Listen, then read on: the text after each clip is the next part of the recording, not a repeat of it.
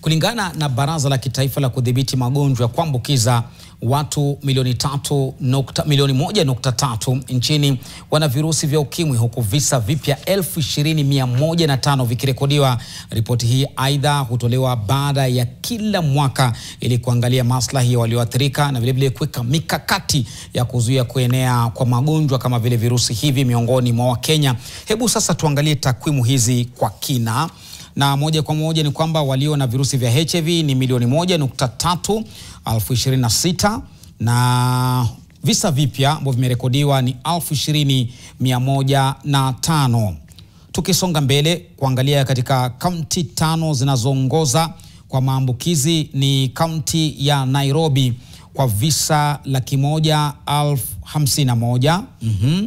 Kaunti ya Nairobi hiyo. Inayofuata ni kaunti ya Kisumu na visa 111,011. Kaunti ya Homa Bay visa 104,317. Kaunti ya Migori visa 99,510, na kaunti ya Siaya kwa visa 82,414. Tusonge mbele, kaunti 5 zinazoongoza katika maambukizi mapya.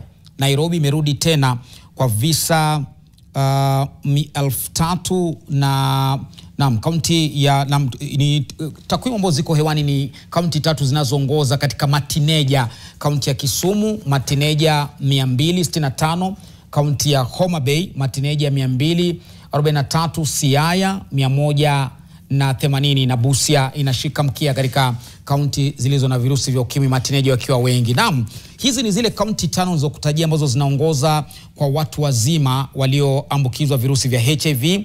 Nairobi ni 1,118, Migori na 1,024, Kisumu 814, Homa Bay 712 na Busia inafunga 5 bora katika kitengo hicho kwa visa 436. Tukisonga mbele,